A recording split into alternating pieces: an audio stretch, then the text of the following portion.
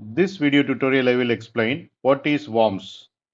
A worm is a type of malware that can spread from one computer to another computer all by itself. Unlike a virus, a worm does not need you to open a file to start working. It can move across computers and networks and cause a lot of damage very quickly. How does a worm work? A worm enters your computer through internet, email or unsafe software. It starts to copy itself and spread to other computers. It can slow down or crash networks, steal data, or install more malware. What can worms do? First point is rapid spread. Spread quickly to many computers. Second point is resource drain. Use up internet or system resources and make devices slow. Third point is data damage. Delete files or steal information.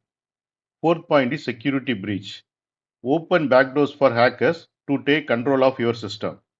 Fifth point is additional threats.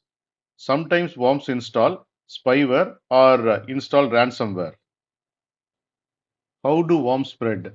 Through email attachments, by clicking on unsafe links or pop-ups, from infected USB drives, through weak passwords or outdated software, across shared Wi-Fi networks. What are the different signs indicate your device may have a worm? Computer or internet becomes very slow. You notice files missing or changed. You see programs running by themselves. People receive strange emails from your account. Your network traffic is usually high. How to protect yourself from worms? Use antivirus software and keep it updated. Do not open emails or attachments from unknown people. Avoid clicking on suspicious links or ads. Update your operating system and apps regularly. Use strong passwords and firewalls. What to do if you think you have a worm? Disconnect from internet to stop worm from spreading. Run a full antivirus scan. Remove any infected files or programs. Update your system and change passwords. If needed, ask a computer expert for help. Now we will see the summary. A worm is a malware that spreads on its own. It can slow down, damage, or infect many computers. You can stay safe by being careful online and using security software. Thanks for watching.